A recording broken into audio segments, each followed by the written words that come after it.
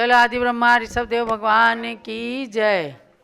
जल अजितनाथ भगवान की जय। अयोध्या शाश्वत तीर्थ क्षेत्र की जय। ऋषभगिरी मांगी तुंगी तीर्थ क्षेत्र की जय। अजितनाथ भगवान के जन्म कल्याणक महोत्सव की जय।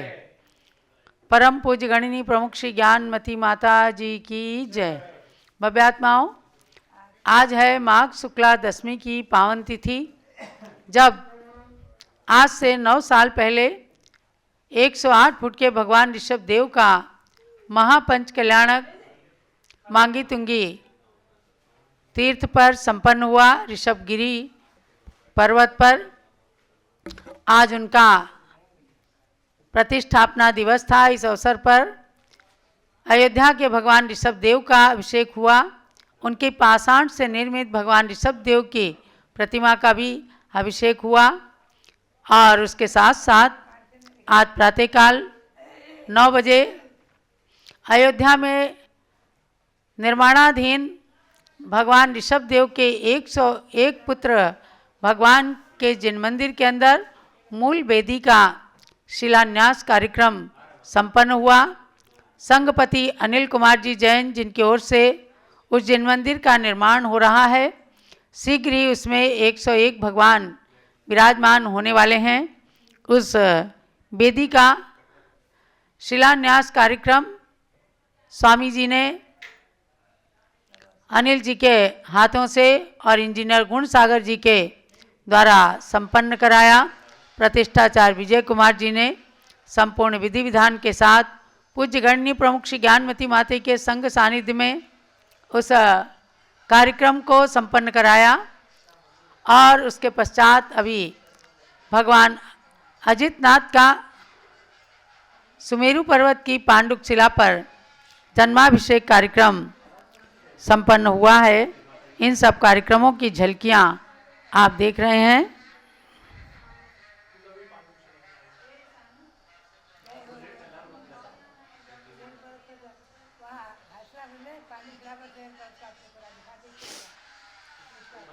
हस्तिनापुर में भी, यहाँ इसको भी दिखाओ दिखाओ, कैमरे के सामने दिखाओ, इस कैमरे के हस्तिनापुर में भी 101 फुट उत्तुंग सुमेरु पर्वत की पांडुक शिला पर भगवान अजितनाथ का जन्माभिषेक चल रहा है।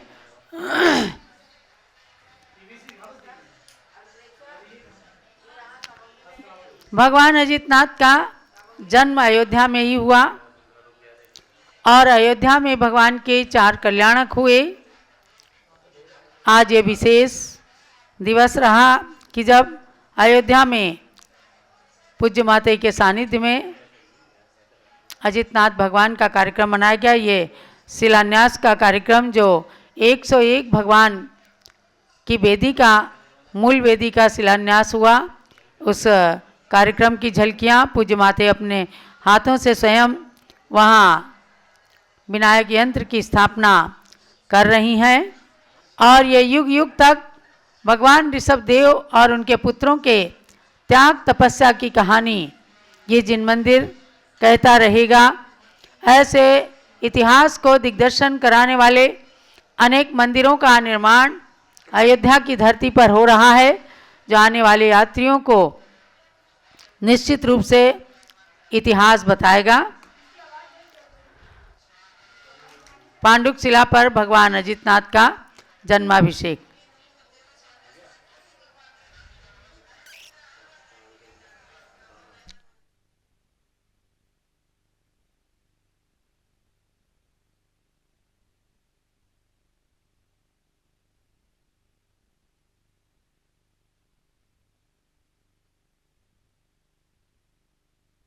हेलो, आप सभी देख रहे हैं भगवान ऋषभदेव के 101 पुत्रों के जिन मंदिर में हो रहा है ये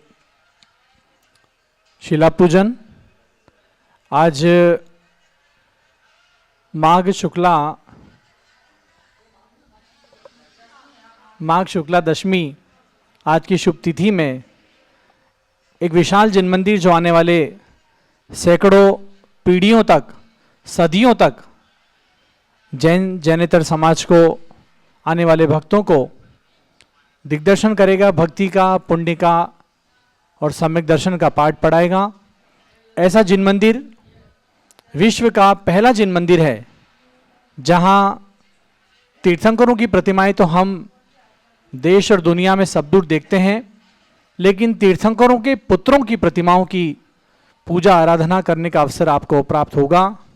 तो वो अयोध्या एक ऐसा तीर्थ होगा जहां आकर हम 101 पुत्रों की, भगवान ऋषभदेव के उन पुत्रों की आराधना कर पाएंगे, उनके विधान कर पाएंगे, उनकी पूजा कर पाएंगे, उनके अभिषेक कर पाएंगे।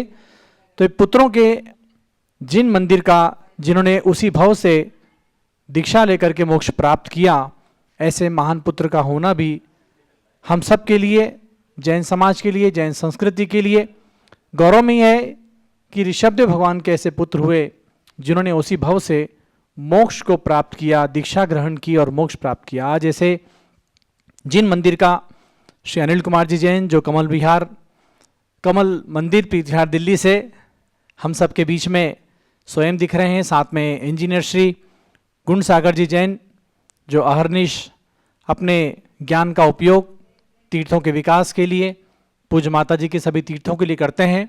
ऐसे इंजीनियर गुणसागर जी, और ये शिला पूजन हम सब के बीच में पूज्य माता जी के सानिध्य में श्री अनिल कुमार जी जैन के हाथों से ये शिला रखी गई है। और इनके पूरे परिवारजन अत्यंत ही पुण्यशाली हैं, चाहे उनकी धर्मपत्नी अनीता जी हों, बेटी हों अनामिका जी, और उनके सुपुत्र अतिशय जैन, सुरभि जैन और दिव्यांश जैन, और उनके घर में छोटी बालिका देशना जैन। पूरा परिवार महान पुण्यशाली है कि आज इनके हाथों से इस शुभ घड़ी में, ऐसी महान तिथि पर, और हम सब के आने वाले भविष्य के लिए इतना बड़ा तीर्थ, और उस तीर्थ पर इतना बड़ा जिन मंदिर इनके परिवार की ओर से यहाँ निर्माणाधीन है, निर्मित हो रहा है। और निर्मित क्या हो रहा है, यही कहना होगा कि ये 2 साल का समय है जिसमें आज ये शिखर से, नींव से लेकर शिखर तक मंदिर पहुंच चुका है। पत्थर का काम पूरा हो गया है, बहुत सुंदर डोम का निर्माण हुआ है, और आज यहाँ पर अब सुंदर 101 कमलासनों पर 101 जिन प्रतिमाएं भगवान ऋषभदेव के पुत्रों की विराजमान होनी है, उसके लिए आज के शिला पूजन है।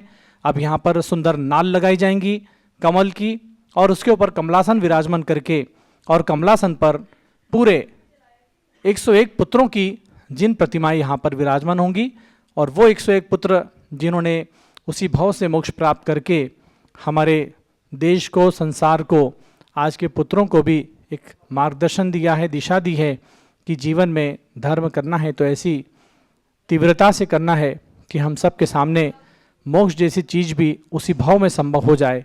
ऐसे इस शिला पूजन का आज हम सब ने ये कार्यक्रम यहाँ देखा है। पांडुक शिला पर भगवान अजितनाथ का जन्माभिषेक देखा, और सुमेरु पर्वत हस्तिनापुर में जम्बूदीप तीर्थ पर बना हुआ है, वहाँ के भी भगवान का सुमेरु पर्वत की पांडुक शिला पर जन्माभिषेक इसी मध्य आप सब लोगों ने देखा। और आइए अभी इसके बाद कार्यक्रम को आगे बढ़ाते हैं। पूज्य माता जी के द्वारा आज की कक्षा, और आज भगवान अजितनाथ के जन्म कल्याण के अवसर पर रत्नवृष्टि का भी अभी यहाँ पर आप दृश्य देखेंगे।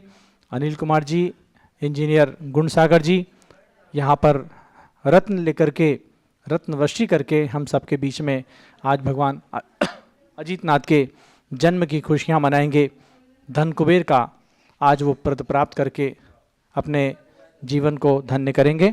ऐसे भगवान अजितनाथ के जन्म कल्याण का अवसर, और साथ में सरस्वती माता की आराधना आज हम सब पुनः नियमित कार्यक्रम के अनुसार करेंगे। और स्वाध्याय गतियों से आने जाने के द्वार पूज्य आर्यका श्री चंद्रामती माता जी के द्वारा बहुत ही सुंदर विषय हम सब के बीच में प्रतिदिन देखने को मिल रहा है, तो वह भी कार्य हम सब के बीच में अभी स्वाध्याय का पूज्य आर्यका माता जी यहाँ पर संपन्न कराएंगी। आप देख रहे हैं कितनी सुंदर कार्विंग के साथ में ये जिन मंदिर बन करके तैयार हुआ है, और इसके शिखर भी सब बन गए हैं, और धीरे धीरे यहाँ पर कलशारोहण आदि कार्यक्रम होने के बाद ये जिन मंदिर पूर्ण होगा, वेदी प्रतिष्ठा होगी, और 101 जिन प्रतिमाएं इसमें विराजमान होंगी। आज ऐसा हम सब के विषय में महान पुण्य अवसर और ये भगवान अजितनाथ का जन्माभिषेक पांडुक शिला पर, अयोध्या में बनी हुई पांडुक शिला पर हम सब देख रहे हैं और इसका भी पुण्य हमारे भक्तजन संघस्थ शिष्यगण प्राप्त कर रहे हैं। तो जलोद्वाद सांगमयी सरस्वती माता की जय। शारदा पक्ष चल रहा है और सरस्वती माता की आराधना प्रारंभ की जाती है। आपने जो जो वस्तुएं मंत्रित करने के लिए रखी हों सबको मंत्रित करके स्वयं और अपने घर के बच्चों को प्रयोग कराएं। प्रारंभ करते हैं सरस्वती माता का मंत्र। ओम ह्रीं दात्सांगमयी सरस्वती देव्यै नमः स्वाहा। ओम ह्रीं दात्सांगमयी सरस्वती देव्यै नमः स्वाहा। ओम ह्रीं दात्सांगवाणी सरस्वती देव्यै नमः स्वाहा। ओम ह्रीं द्वादशांगवाणी सरस्वती देव्यै नमः स्वाहा। ओम ह्रीं द्वादशांगवाणी सरस्वती देव्यै नमः स्वाहा। ओम ह्रीं द्वादशांगवाणी सरस्वती देव्यै नमः स्वाहा। ओम ह्रीं द्वादशांगवाणी सरस्वती देव्यै नमः स्वाहा। ओम ह्रीं द्वादशांगवाणी सरस्वती देव्यै नमः स्वाहा। ओम ह्रीं द्वादशांगवाणी सरस्वती देव्यै नमः स्वाहा। ओम ह्रीं द्वादशांगवाणी सरस्वती देव्यै नमः स्वाहा। ओम ह्रीं द्वादशांगवाणी सरस्वती देव्यै नमः स्वाहा। ओम ह्रीं द्वादशांगवाणी सरस्वती देव्यै नमः स्वाहा। ओम ह्रीं द्वादशांगवाणी सरस्वती देव्यै नमः स्वाहा। ओम ह्रीं द्वादशांगवाणी सरस्वती देव्यै नमः स्वाहा। ओम ह्रीं द्वादशांगवाणी सरस्वती देव्यै नमः स्वाहा। ओम ह्रीं द्वादशांगवाणी सरस्वती देव्यै नमः स्वाहा। ओम ह्रीं द्वादशांगवाणी सरस्वती देव्यै नमः स्वाहा। ओम ह्रीं द्वादशांगवाणी सरस्वती देव्यै नमः स्वाहा। ओम ह्रीं द्वादशांगवाणी सरस्वती देव्यै नमः स्वाहा। ओम ह्रीं द्वादशांगवाणी सरस्वती देव्यै नमः स्वाहा। ओम ह्रीं द्वादशांगवाणी सरस्वती देव्यै नमः स्वाहा।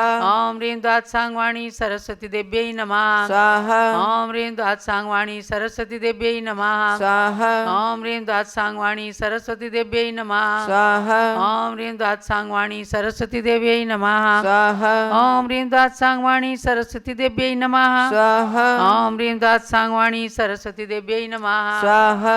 ओम ह्रीं द्वादशांगवाणी सरस्वती देव्यै नमः स्वाहा। सम्यक् दर्शनाय नमः स्वाहा। सम्यक् ज्ञानाय नमः स्वाहा। सम्यक् चारित्राय नमः स्वाहा। स्वाहा। चलो सरस्वती माता की जय। लक्ष्मी माता का मंत्र करेंगे। ओम ह्रीं श्रीं क्लीं ब्लूं ऐं महालक्ष्मी नमः स्वाहा। ओम ह्रीं श्रीं क्लीं ब्लूं ऐं महालक्ष्मी नमः स्वाहा। ओम ह्रीं श्रीं क्लीं ब्लूं ऐं महालक्ष्मी नमः स्वाहा। ओम ह्रीं श्रीं क्लीं ब्लूं ऐं महालक्ष्मी नमः स्वाहा। ओम ह्रीं श्रीं क्लीं ब्लूं ऐं महालक्ष्मी नमः स्वाहा। ओम ह्रीं श्रीं क्लीं ब्लूं ऐं महालक्ष्मी नमः स्वाहा। ओम ह्रीं श्रीं क्लीं ब्लूं ऐं महालक्ष्मी नमः स्वाहा। ओम ह्रीं श्रीं क्लीं ब्लूं ऐं महालक्ष्मी नमः स्वाहा। ओम ह्रीं श्रीं क्लीं ब्लूं ऐं महालक्ष्मी नमः स्वाहा। ओम ह्रीं श्रीं क्लीं ब्लूं ऐं महालक्ष्मी नमः स्वाहा। ओम ह्रीं श्रीं क्लीं ब्लूं ऐं महालक्ष्मी नमः स्वाहा। ओम ह्रीं श्रीं क्लीं ब्लूं ऐं महालक्ष्मी नमः स्वाहा। ओम ह्रीं श्रीं क्लीं ब्लूं ऐं महालक्ष्मी नमः स्वाहा। ओम ह्रीं श्रीं क्लीं ब्लूं ऐं महालक्ष्मी नमः स्वाहा। ओम ह्रीं श्रीं क्लीं ब्लूं ऐं महालक्ष्मी नमः स्वाहा। ओम ह्रीं श्रीं क्लीं ब्लूं ऐं महालक्ष्मी नमः स्वाहा। ओम ह्रीं श्रीं क्लीं ब्लूं ऐं महालक्ष्मी नमः स्वाहा। ओम ह्रीं श्रीं क्लीं ब्लूं ऐं महालक्ष्मी नमः स्वाहा। ओम ह्रीं श्रीं क्लीं ब्लूं ऐं महालक्ष्मी नमः स्वाहा। ओम ह्रीं श्रीं क्लीं ब्लूं ऐं महालक्ष्मी नमः स्वाहा। ओम ह्रीं श्रीं क्लीं ब्लूं ऐं महालक्ष्मी नमः स्वाहा। ओम ह्रीं श्रीं क्लीं ब्लूं ऐं महालक्ष्मी नमः स्वाहा। ओम ह्रीं श्रीं क्लीं ब्लूं ऐं महालक्ष्मी नमः स्वाहा। ओम ह्रीं श्रीं क्लीं ब्लूं ऐं महालक्ष्मी नमः स्वाहा। ओम ह्रीं श्रीं क्लीं ब्लूं ऐं महालक्ष्मी नमः स्वाहा। ओम ह्रीं श्रीं क्लीं ब्लूं ऐं महालक्ष्मी नमः स्वाहा। ओम ह्रीं श्रीं क्लीं ब्लूं ऐं महालक्ष्मी नमः स्वाहा। सम्यक् दर्शनाय नमः स्वाहा। सम्यक् ज्ञानाय नमः स्वाहा। सम्यक् चारित्राय नमः स्वाहा। चलो महालक्ष्मी माता की जय। जय। हर लीजिए सरस्वती माता के निकट चढ़ाएंगे। वहाँ सरस्वती माता जो विराजमान है चढ़ाइए। वारी गंध शाली पुष्प चरुष दीप धूपले सत्फलों समेत अर्घ से जजे सुयश मिले। द्वादशांग में सरस्वती मुझे सुबोध दो, बुद्धि समीचीन हो उदित ज्ञान ज्योति हो। ओम ह्रीं अरहन मुख कमल विनिर्गत द्वादशांगमयी सरस्वती देव्यै अर्घ्यम निर्पामीति। अब लक्ष्मी माता के लिए अर्घ चढ़ाएंगे। भौतिक सम्मान बढ़ाने को कितने प्रयत्न हम करते हैं, चंदनामती अब अर्घ थाली ले ईप्सित फल हम वरते हैं। हे लक्ष्मी माता तुम निर्धन को भी धनवान बनाती हो, सांसारिक सुख संपत्ति देकर सबको सम्मान दिलाती हो। ओम ह्रीं श्रीं क्लीं ब्लूम ऐं महालक्ष्मी अर्घ्यम निर्पामीति स्वाहा। चलो महालक्ष्मी माता की जय। सरस्वती और लक्ष्मी एक साथ भगवान के समोसरण में रहती हैं और अंतरंग और बहिरंग लक्ष्मी को प्राप्त करने के लिए इन केवल ज्ञान महालक्ष्मी की पूजा की जाती है एवं समीचीन बुद्धि करने के लिए यानी सम्यक ज्ञान की प्राप्ति और वृद्धि के लिए सरस्वती माता की आराधना पूजा की जाती है। ये सरस्वती लक्ष्मी का जोड़ा जो लोग अपने प्रतिष्ठान पर यानी व्यापारिक स्थल पर, ऑफिस में या घर के पूजा घर में विराजमान करते हैं, उनके साथ अतिशय चमत्कार होता देखा गया है। और आप सबकी विशेष मांग पर अभी होने वाले पंच कल्याणक में 2 मार्च से 6 मार्च तक होने वाले पंच कल्याणक में सभी इंद्र इंद्राणियों को, जो भी इंद्र इंद्राणी बन करके भगवान के पंच कल्याणक को करने वाले हैं, बैठने वाले हैं, उन सब को सरस्वती लक्ष्मी का ये अष्ट धातु का जोड़ा प्रदान किया जाएगा।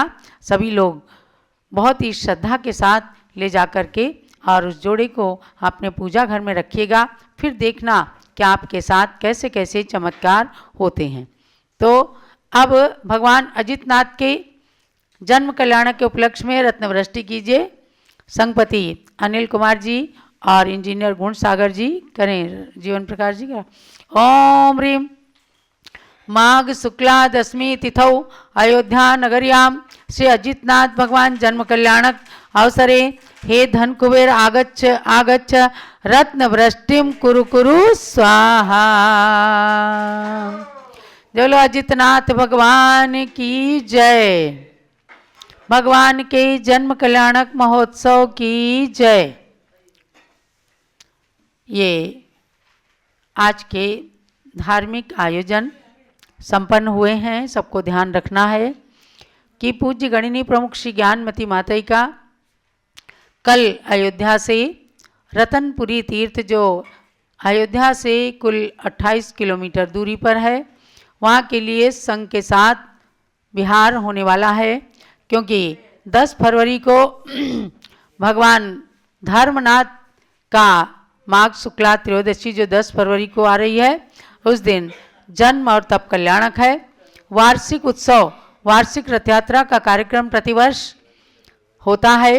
अयोध्या दिगंबर जैन तीर्थ क्षेत्र कमेटी के अंतर्गत हमेशा से इस तीर्थ का संचालन होता आया है। पिछले 2 वर्षों में भी पूज्य माता जी के सानिध्य में वहाँ रथ यात्रा का, वार्षिक यात्रा का कार्यक्रम हुआ, वार्षिक महोत्सव। और पुनः सन 2025 में भी माघ शुक्ला त्रयोदशी 10 फरवरी के दिन ये कार्यक्रम संपन्न होगा। उसी में सानिध्य प्रदान करने के लिए पूज्य माता जी अपने संघ के साथ में रत्नपुरी के लिए कल विहार करेंगी। अब गतियों से आने जाने के द्वार, इसका स्वाध्याय प्रारंभ करती हूँ। सरस्वती नमस्तुभ्यं वरदे कामरूपिणी विद्यारंभं करिष्यामि सिद्धिर्भवतु मे सदा। सरस्वती माता की कृपा प्रसाद से सरस्वती की प्रतिमूर्ति पूज्य गणिनी प्रमुख श्री ज्ञानमती माता की छत्र छाया में बैठकर इस स्वाध्याय को करते हुए मानव जीवन का इतना बड़ा मूल्यांकन होता है कि न जाने ये जीव कितनी क्षुद्र पर्यायों में जा करके अनादिकाल से 84 लाख योनियों में परिभ्रमण कर रहा है। और कैसे कैसे करके बहुत ही दुर्लभता से मनुष्य पर्याय मिली है, उसको मिसयूज नहीं करना है। अर्थात अब आगे इसका सदुपयोग करके संयम रत्न को धारण करके और अपने संसार को कम करना है, सम्यक दर्शन को दृढ़ करना है। तो सर्वप्रथम इसने बताया कि गतियाँ 4 होती हैं, नरक गति, तिर्यंच गति, मनुष्य गति और देव गति। नरक गति में कौन कौन से जीव आते हैं और नरक गति से आकर के किन किन पर्यायों में जाते हैं। तो बताया कि मनुष्य गति और तिर्यंच गति वाले जीव ही नरक में जाते हैं और नरक से निकल करके मनुष्य गति या तिर्यंच गति में ही जन्म लेते हैं। ये बात ध्यान रखना है। बस तिर्यंच गति में 1 इंद्री 2 इंद्री विकलत्र आदि में भी चले जाते हैं, पशु भी बन जाते हैं, लेकिन नरक गति से निकल करके मनुष्य भी बन सकते हैं। इन सब बातों को बताया है, लेकिन उसके साथ बताया है कि 7वें नरक से निकल करके कोई नार की मनुष्य पर्याय में नहीं आ सकता। वहाँ इतनी पाप की बहुलता है, इतने संक्लिष्ट परिणाम हैं कि वहाँ से निकल कर आकर कोई मनुष्य गति में जन्म नहीं ले सकता। अब उसके बाद में तिर्यंच गति से आने और जाने के द्वार बताए। तो इसमें भी बताया कि तिर्यंच गति में 24 दंडक हैं। 24 दंडक का मतलब है तिर्यंच गति से निकल करके जीव चारों गतियों में जा सकता है। तो उसके लिए दंडक माने स्थान। पहले दंडक दिया नरक गति का दंडक, भवनवासी के 10 भेद हैं, उन 10 दंडकों को दिया। ज्योतिषी देव का 1 भेद, व्यंतरों का 1 भेद, वैमानिक देवों का 1 भेद, स्थावर के 5, विकलत्रय के 3, पंचेंद्री तिर्यंच का 1 और मनुष्य का 1। ऐसे 24 दंडक हैं जिनके अंदर तिर्यंच जीव जाकर के जन्म धारण कर लेता है। तो कहा है कि नारकियों के बिना बाकी 23 दंडक के जीव मरकर 5 स्थावर में से 3 स्थावर जीवों में पृथ्वी कायिक, जल कायिक और वनस्पति कायिक में भी जन्म ले लेते हैं। और भवनत्रिक, भवनत्रिक से क्या लेना है? भवनवासी, व्यंतर और ज्योतिषी। और वैमानिक देव ईशान स्वर्ग तक, वैमानिक देव किन्हें कहते हैं? 16 स्वर्गों के देवों को वैमानिक देव, क्योंकि इनके विमान होते हैं। इनमें भवनत्रिक और वैमानिक में ईशान स्वर्ग तक देव मर करके, और ये देव मर करके स्थावर योनि में भी जन्म ले लेते हैं। जिनने 6 ढाला पढ़ा है उसमें पढ़ा होगा आपने, तह ते चय थावर तन धरे, यो परिवर्तन पूरे करे। कहाँ देवगति के सुख और कहाँ वहाँ से एकदम भोगों की लिप्सा से मरते हुए कैसे मैं निकलूं, कैसे इतना सुख छोड़ करके मैं जाऊं। मरना तो है, जिसकी आयु समाप्त होती उसे कोई भी रोक नहीं सकता, लेकिन वहाँ से संक्लिष्ट परिणामों से मर करके आ करके स्थावर में भी वह जन्म धारण कर सकता है। तो ऐसे तिर्यंचों की बात बताई। तिर्यंचों में 1 इंद्री से लेकर के पंचेंद्री तक के जीव होते हैं। पेड़ पौधे जो हैं इनकी गति भी तिर्यंच है, और पशुओं को तो देखते ही हैं। जो कीट पतंगे हैं इनकी भी गति तिर्यंच गति ही कहलाती है। तो इन सब तिर्यंच गति के सूक्ष्म बादर और बड़े बड़े तिर्यंच की पर्याय में भी जा कर के इस जीव ने न जाने कितने दुखों को भोगा है। अब आगे बताते हैं तिर्यंचों की आयु। तो सबसे पहले 1 इंद्री से शुरू किया, पृथ्वी कायिक से। तो इसमें बताया शुद्ध पृथ्वी कायिक जी, पेज नंबर है 13। शुद्ध पृथ्वी कायिक जीव की उत्कृष्ट आयु 12,000 वर्ष और खर पृथ्वी कायिक जीव की 22,000 वर्ष की आयु होती है। खर माने इसमें दिया शुद्ध पृथ्वी कायिक का मतलब है जो मृदु, मृदु माने जैसे नरम नरम गीली मिट्टी वगैरह होती हैं, और खर माने कठोर भाग जैसे पत्थर की खान वगैरह होते हैं। तो ये मृदु और कठोर, इनको शुद्ध पृथ्वी कायिक और खर पृथ्वी कायिक के नाम से दिया है। तो इनकी 12,000 वर्ष की उत्कृष्ट आयु, यानी कोई गीली मिट्टी में जो जीव जन्म लेते हैं, मिट्टी पर्याय में रहते हैं, उनकी उत्कृष्ट आयु ज़्यादा से ज़्यादा 12,000 साल। और कठोर पृथ्वी का एक जीव माने पत्थर की खान वगैरह में रहने वाले जीवों की उत्कृष्ट आयु 22,000 वर्ष। ये गोमट साज जीव कांड के अनुसार गाथा 208 में इस प्रकरण को लिया है। और जल कायिक जीव की 7,000 वर्ष है, ये उत्कृष्ट आयु बता रहे हैं। और अग्नि कायिक जीव की 3 दिन की, कोई अग्नि जो है एक जीव के रूप में जलते हैं, कहेंगे बहुत दिनों तक अग्नि जलती रही, लेकिन 3 दिन एक अग्नि का एक जीव की आयु, उत्कृष्ट आयु 3 दिन है। अब जो अग्नि आप दावानल अग्नि वगैरह देखते हैं, जो अग्नि जलती हैं, उनमें दूसरे दूसरे जीव आकर के जन्म लेते हैं। वायु का एक जीव की 3,000 वर्ष और वनस्पति का एक जीव की 10,000 वर्ष उत्कृष्ट आयु कही गई है। विकलेंद्रीय जीवों में 2 इंद्रिय की 12 वर्ष, 3 इंद्रिय की 49 दिन और 4 इंद्रिय जीवों की 6 मास प्रमाण आयु है। ये उत्कृष्ट आयु बता रहे हैं। और जघन्य में तो अंतर्मुहूर्त बताएंगे। मध्यम में अंतर्मुहूर्त से लेकर और उत्कृष्ट आयु के बीच का काल मध्यम कहलाता है। ये आयु हम सबने अनंतों बार बिताई है। अगर आप सर्वार्थ सिद्धि ग्रंथ के अंदर पंच परिवर्तन पढ़ने लगें तो पंच परिवर्तन पढ़ते पढ़ते पढ़ते पढ़ते ऐसा लगता है कि भगवान क्या ये सच है बात कि एक गति में जाकर जघन्य आयु लेकर मरा, फिर उससे बढ़ाते बढ़ाते एक एक समय बढ़ाते बढ़ाते और फिर उत्कृष्ट आयु तक एक गति की आयु को पूरी करते हैं। यानी जब जब उस गति में मरे, फिर दूसरी गति की, फिर तीसरी गति की, चौथी गति की, ऐसे करते करते द्रव्य, क्षेत्र, काल, भाव और भव, ये 5 परिवर्तन हैं। इंद्रध्वज विधान की सुंदर जयमाला के अंदर भी कई जगह पूज्य माताजी ने इन 5 परिवर्तनों के स्वरूप को दिया है। अर्थात हम सबको पंच परिवर्तन करते करते जो अनादि से समय निकल गया, अब बोध को प्राप्त करना है।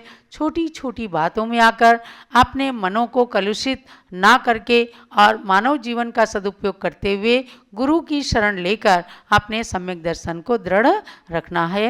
यही आज के स्वाध्याय का सार समझना। अब गुरु पूजा करेंगे।